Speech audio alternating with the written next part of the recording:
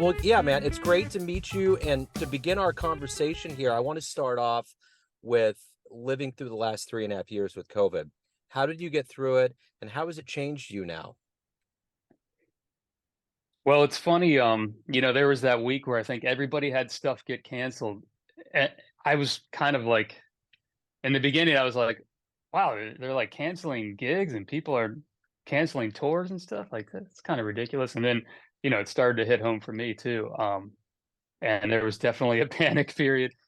But what's funny is a lot of people had projects like that had been put on the back burner. Like, well, one day I always want to do, fill in the blank album. And it seems like all those people kind of came out of the woodwork, and all of that stuff picked up the slack that would have been there, from anything that got canceled.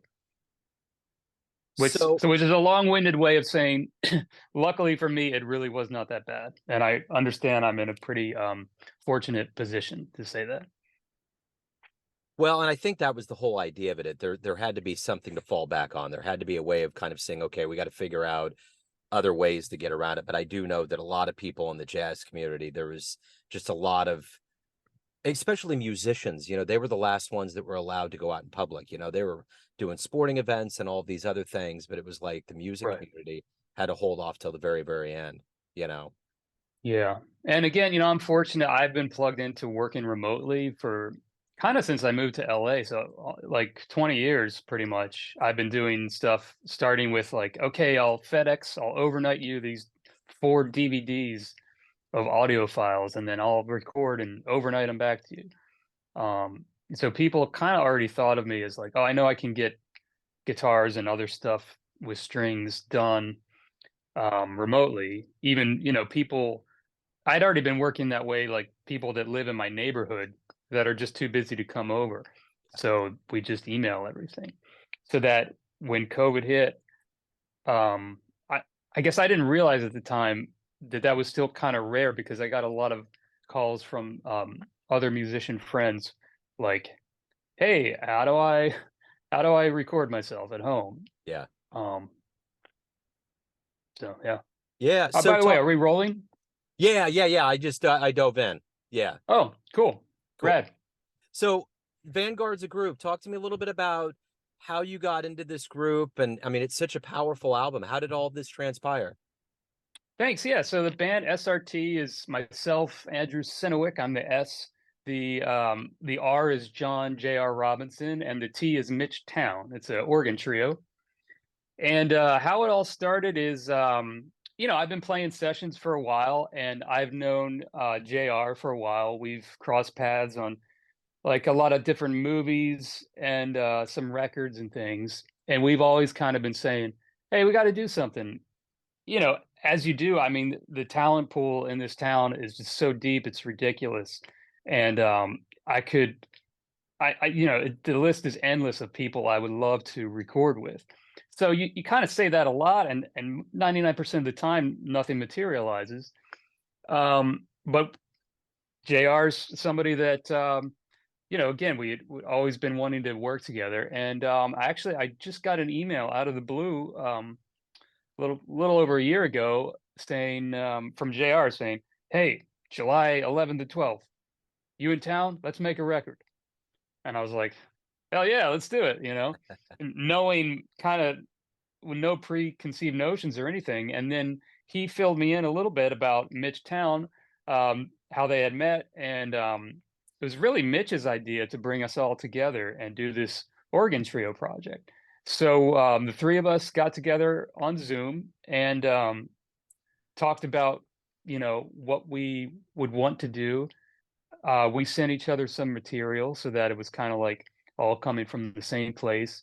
And we even did some co-writing, like, hey, I have an A section. Does somebody want to write a B section? There was another tune where JR just had a drum groove that he sent me, and then I put a melody and some chord changes over it, and kind of went from there. And like I said, I think we spent, so it's technically 3 days, one day of setup and rehearsal, and then 2 days of recording. I think we did probably 5 songs the first day, 5 songs the second day. and at a great studio here in town called LAFX with a great engineer, Steve Sykes, who also went on to mix it. And I really think the results were quite remarkable. It's pretty great. You know, it's an organ trio, but it's not straight ahead jazz by any stretch. It's, you know, all our influences. We all come from kind of diverse places, and it's sort of like this little melting pot when you put us all together. Kind of sounds like, you know, there's some funk, there's some rock, there's some straight ahead jazz, there's some like almost smooth jazz. You put all that together and you get SRT. Yeah, for sure. I agree. So how did this journey begin for you? How did you get into the music and how did it take off? Where were you born and raised? That the kind of the beginnings to now. Born and raised in Annapolis, Maryland, and lived there until I was 17. And just like most kids, I think music was a big part of my life. We didn't have the distractions that we have today, you know. So I saw The Who on actual network television and just said, "Hey, I want to do that. What is that?" Um, and it helped that my older brother, I'm the youngest of three boys, and so one of my older brothers was just way into music in general and always like one of those people that always like the first to know about some new band. And then my other brother actually played some guitar. And so he kind of fast tracked me and helped me. I had this my parents were like, "Oh, not another one," you know, kind of like so they got me this we rented, which is hilarious because you know, they thought, "Well, he's not going to stick with it, so we better rent a guitar." So we rented this Yamaha classical guitar, which I still have. And, you know, the strings are like 3 inches off the fretboard. It's impossible to play. But I just loved it and I stuck with it. And I would sneak into my brother's room and play his electric guitar when he was away. And, but it was great because he would show me like Led Zeppelin riffs and just, you know, Jimi Hendrix and all that kind of stuff. And then I was always just kind of drawn to anything that was a little more exotic sounding. I would read guitar magazines and just kind of go, "Oh, what is, you know, Mahavishnu Orchestra? That sounds interesting. What is that?" And, you know, before, again, the days of the internet where you could just type in anything into YouTube and hear it, it was like I would go to the library and check stuff out literally, and you know, occasionally take a chance on something at Tower Records. And it was sort of that thing where if you didn't like it, you just spent, you know, all the money you had on this one record, so you were gonna listen to it until you liked it anyway. And so from there, you know, my ears just expanded and my taste broadened, and I got more and more into, I guess, what you consider to be straight ahead jazz. And I about the time I was 15 years old, something like that, I met a working guitar player in my town, and he took me under his wing and really showed me the ropes and what it was like to be a true working musician. And he was really like kind of a jazz, you know, jazz Nazi. I use that term affectionately.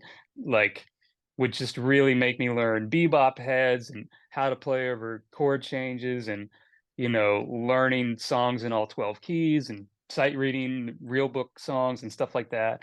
Um, and I really fell in love with guitarists that sort of bridged the gap between all the classic jazz and then stuff that sounded more familiar to my ears. So people like Pat Metheny, um, Mike Stern, Hiram Bullock, George Benson, even Pat Martino, anything like that that was kind of more virtuosic was always enticing to me.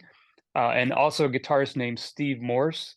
And I'm trying to think, there was a few more. Like I knew the bass player in the Letterman band had gone to the University of Miami, and Jaco Pastorius, and then Steve Morse and Pat Metheny. And there was a guy named Andy Timmons, who's an incredible guitar player who I'd read about in guitar magazines. And it's like all these signs kind of converged that maybe the University of Miami would be a good place for me too. So I ended up going there when I was 17 and studying what they call studio music and jazz. And I lived in Miami for 6 years. While I was there, I did everything from working on cruise ships and the show band to playing, in a wedding band to playing solo guitar in the corner of a restaurant to touring with kind of semi like B level artists, in a tour bus, but sharing hotel rooms and driving after the gig and all that kind of stuff. And playing in an original band that was sort of like a jam band. And then finally one day I did a session for a huge Latin artist named Cheyenne. And it was like the seas parted, the skies open, the sun was shining, and everything kind of clicked. And I realized, like, I think this is out of all that stuff I've done, this is where I feel at home. And I sort of realized, you have to look at the music business as what it is, which is like a marketplace where you're like kind of selling your wares, and you have to go, "Well, what else? What is everybody else selling? What do I do that they don't do? And what am I not as good at, or what do I not enjoy as much?" And for me, the move was, okay, I should go to LA and try to be a session guitar player. So I did that. I moved here in 2004, and I really didn't know anybody, but I had one phone number of a person who had graduated from my program who was doing custom movie trailers, and that's how I got my start. I gave him my demo CD, and he started hiring me, and then he passed my name on to all his friends, and so on and so forth. And before you know it, you've sort of pieced together, a minuscule career where you're working on singer-songwriter demos and movie trailers and low budget movies and, you know, short run TV shows and stuff like that, and just slowly moving up the food chain. And so that's kind of what I've been doing for about almost 20 years now. I've been lucky enough to, I guess no one else was available those days, so I've been able to play with The Who, which is incredible. I recorded a song on their most recent album because that's really, I mean, talk about full circle. That's Yeah. where I got my start. I played live with Alanis Morissette, who was, I mean, it was just an awesome experience because that's somebody, it's kind of my era. I grew up when that record was just huge. I owned that record. I listened to it. I love it. And lots of TV shows like Cobra Kai, something more modern, but then also again something I grew up watching, The Simpsons. And I mean, it's talk about pinch me moment, Yeah. you know. And so I've been doing that, and along the way, you know, I spent so many years on the quote unquote artist type of thing, working on your composition, your voice on the instrument. Um, and it's something that I I knew I would get to, eventually, but I was really trying to build the session thing. I mean, that alone, it's like pushing an elephant uphill, and only by the grace of God does anyone ever succeed. Yeah. And so luckily that thing has been kind of cooking, and I've been now putting some more eggs in again, the artist is an overused term, but more eggs in the artist basket. And SRT fit into that just perfectly. It was a chance for me to write, compose some material for this group specifically. And then I also was able to bring some stuff that I had from the past that I thought would fit in. And we've been fortunate enough to go on a couple of tours, and that has really broadened um, my horizons, and also, I guess you could say, like, kind of sharpened my focus. I mean, it's like it's just three people up there, and you're looking at a full house of people going, "All right, entertain me," And it's just you and your guitar and your two buddies. Um, so to be able to do that night after night with Mitch and JR has just been an incredible honor and joy. We played Japan. We toured in Japan, and for about a week, we did 6 shows, and then we toured the East Coast of the U.S. The three of us plus Tom Scott on saxophone. We toured up and down. We played Baltimore, um, New York, Boston, upstate New York. But I mean, for me, I think the highlight was we played 5 nights at Birdland in New York City, Wow. 2 shows a night, and it's just like talk about a dream come true. It was incredible.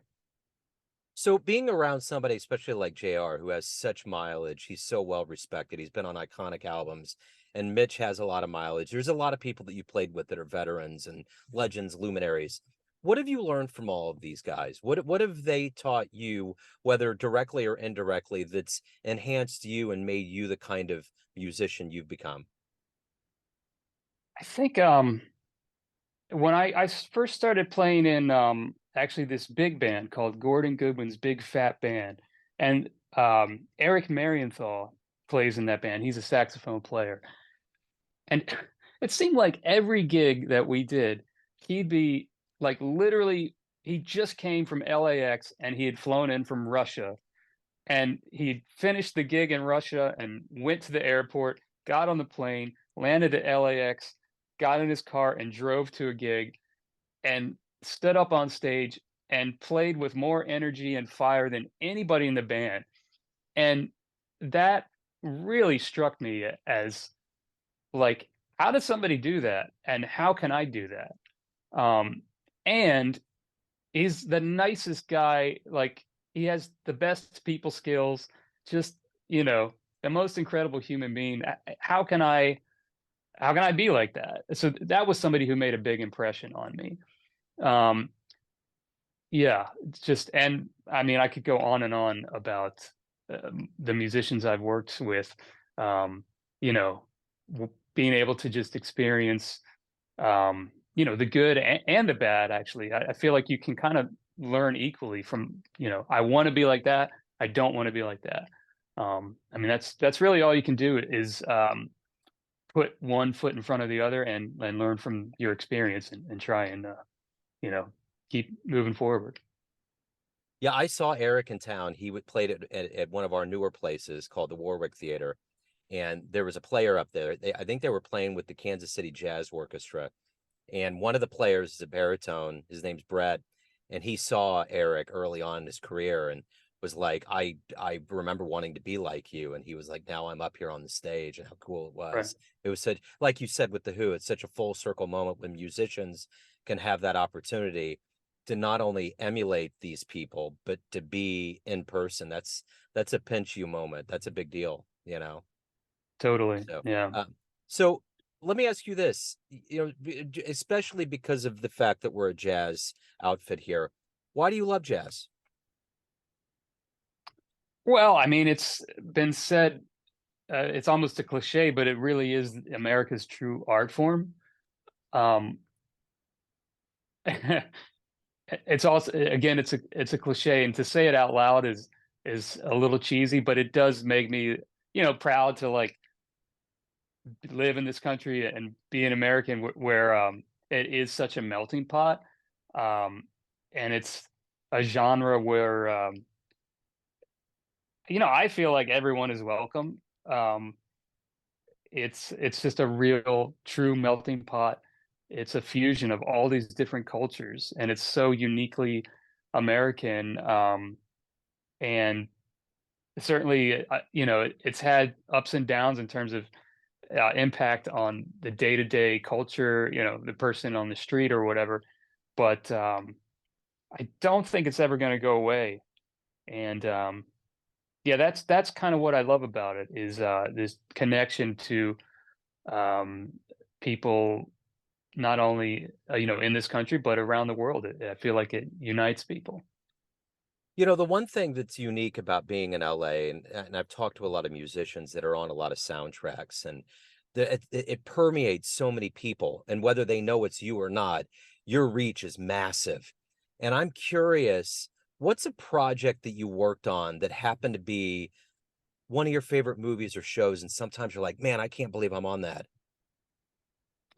I played on the movie Coco, and for me that was kind of poignant because without being melodramatic, that was a little bit my story, like the kid that grew up in this town where nobody did anything artsy and everybody told him he couldn't be a musician. and by a stroke of luck, he ended up, you know, I didn't resurrect my grandfather or anything like that, but I can put a roof over my head with the guitar, so that's close enough for me.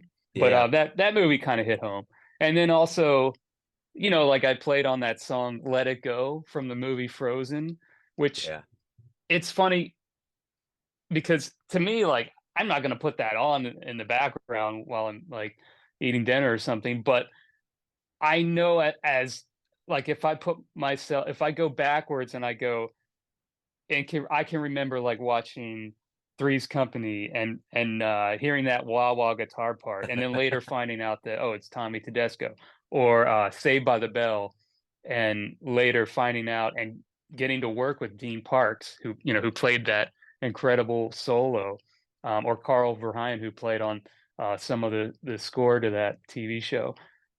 For somebody else, all the stuff I'm doing now, hopefully some of it anyway, is that for them. So I try and keep that in mind, and um, that keeps me from phoning it in. You know what I mean? Like yeah. I always want to give 110%. So I try and stay in touch with that, little kid who's listening somewhere. Hopefully, I'd like to believe that there's some kid out there that notices that funny little guitar thing I had, that Yeah. slips by most people. Right on. So, Andrew, everyone out there has a perception of you, family, friends, fans, but you ultimately run the show. What's your perception of you? Who do you think you are? Wow, that's an interesting question. I don't know. I mean, I feel like it's always kind of evolving. Like I feel like this is like the goal, and then this is, I don't know if I'm doing that right, but Yeah. yeah, like you're sort of aiming for a target, and sometimes you hit it, and you realize like, oh, that's actually not what I wanted to hit. And then other times you don't hit it, but you land somewhere where you're like, oh, this is actually a better place for me. Um, so I guess what I'm saying is, I really I don't think about that all that much, other than I am definitely always working towards my goals, and however it comes out in the wash, I guess is who I am. You know, Yeah. hopefully that makes sense. Yeah. No, it makes total sense. Yeah. So, SRT, Vanguards of Groove, the latest album, where's the best place for people to get it? Find out about live shows, anything that you're doing, where's the best place to go? They can go to my website, which is my full name, andrewsynowiec.com. And Andrew spelled like you think it is. Synowiec is 8 letters. It's Synowiec. andrewsynowiec.com. They can also follow me on Instagram. I'm pretty active there.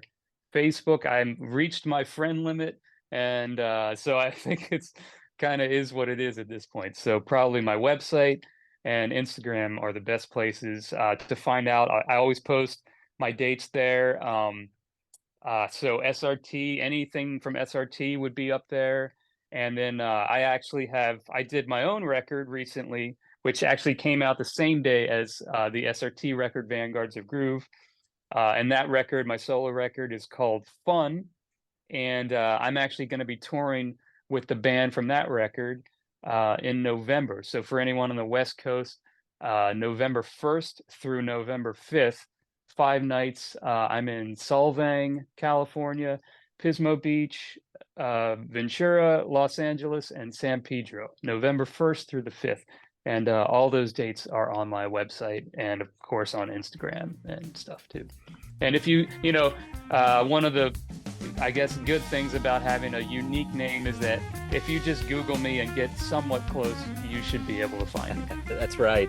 And we'll have it all in the show notes. Andrew, this has been wonderful, man. Thank you so much for opening up. Thanks for your story. Best of luck with everything. Have a great tour. You too. Thanks, Joe. Thanks for doing this. Absolutely.